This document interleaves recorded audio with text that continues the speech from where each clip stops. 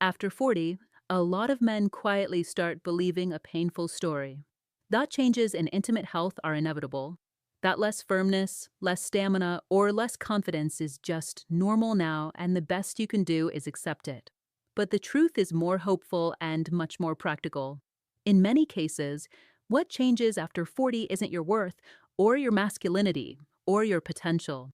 What changes is the condition of the systems that support intimate health, your blood vessels, your nervous system, and your daily recovery. And here's the part that most people miss. Intimate health is not only about one moment.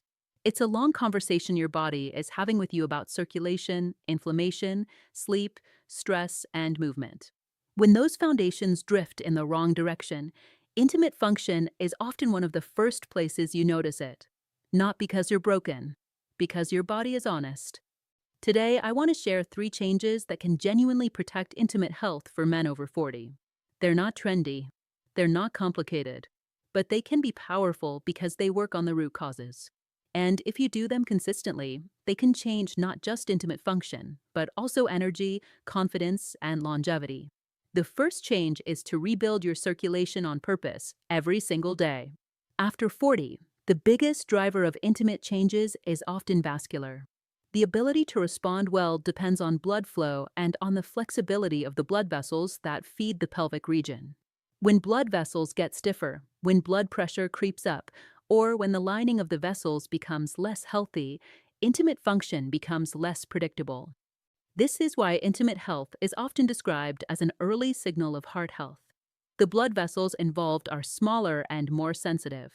If blood flow is even slightly impaired, you'll notice it there before you notice it anywhere else. That's not meant to scare you. It's meant to empower you. Because if you improve your circulation, you're not only supporting intimate health, you're protecting your future. So, what does rebuilding circulation actually look like in real life? It means daily movement that challenges your blood vessels in a gentle, consistent way. A brisk walk that makes you breathe a little deeper. Stairs. Short intervals of faster walking. Cycling. Swimming. Anything that increases blood flow and trains your vessels to stay responsive. But the key is consistency. Many men try to save it with one intense workout on the weekend, then sit all week. That doesn't train circulation. It shocks it. Your blood vessels respond better to frequent stimulation, not occasional punishment. And movement isn't the only part of circulation. Hydration matters because thicker blood doesn't move as easily. Fiber matters because constipation can increase pelvic pressure and discomfort. And nutrition matters because inflammation and cholesterol affect vessel flexibility. When you combine daily movement with better hydration and smarter food choices, you're sending one clear message to your body: keep the pipes open. If you want a simple target, think of it like this. Your intimate health doesn't need you to become an athlete. It needs you to become consistent. Now let's move to the second change, and this one surprises a lot of men. The second change is to train your nervous system to switch off. Many men focus only on blood flow, but the nervous system is the gatekeeper. If your body is in stress mode, intimate response becomes harder, slower, and less reliable. This is not weakness. It's biology. Stress activates the sympathetic nervous system, the part of you designed to handle threat. In that state, your body prioritizes survival, not intimacy. Blood flow shifts away from the pelvic region, muscles tighten, breathing becomes shallow, and the mind becomes performance-focused. This is why a man can be physically healthy and still struggle if his stress load is high or his sleep is poor. His body is not failing. It's protecting him in the only way it knows. After 40, stress often increases because responsibilities grow. Work pressure, financial worries, family demands, health concerns, and time scarcity pile up. And many men try to carry it silently. They function, but they're braced all day. That bracing shows up in the pelvis as tension and in intimate health as unpredictability. So how do you train your nervous system to switch off? It starts with something simple: breathing and downshifting on purpose. Long exhales tell the nervous system that you're safe. A few minutes of slow breathing in the evening can reduce pelvic floor tension and improve sleep depth, which supports nighttime erections and tissue oxygenation. It also means reducing stimulation at night. Many men don't realize that late scrolling, late work emails, and bright screens keep the nervous system wired. Then they wonder why their sleep is light and their mornings feel flat. The body can't recover if it never fully powers down. And there's another piece that matters: emotional safety and connection. Intimate health is influenced by how safe you feel, not just physically, but mentally. If you're carrying pressure, fear of disappointing a partner, or old shame, your nervous system will notice. That's why honest conversation and calm reassurance can be as supportive as any supplement. When a man learns to relax his nervous system, he often sees changes that feel almost magical. But it's not magic. It's physiology returning to balance. Now, the third change is the one that many men avoid because it feels inconvenient, but it might be the most protective of all. The third change is to protect your hormones and inflammation through sleep, strength, and waistline management. After 40, testosterone doesn't just depend on age. It depends on sleep quality, body composition, alcohol, and insulin sensitivity. Many men assume they need a special product to support hormones. But the biggest drivers are basic and sometimes uncomfortable to face. Sleep is where a lot of testosterone is produced and where the nervous system resets. If you're sleeping 5 or 6 hours, even if you feel fine, your hormones and vascular function pay the price. Deep sleep also supports the nightly erections that help keep penile tissue healthy through oxygenation.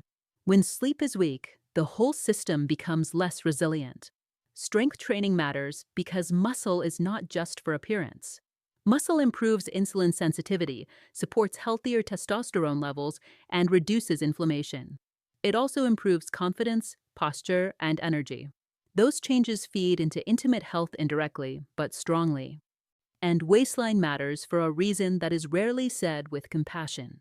Excess abdominal fat is hormonally active. It increases inflammation and can affect hormone balance.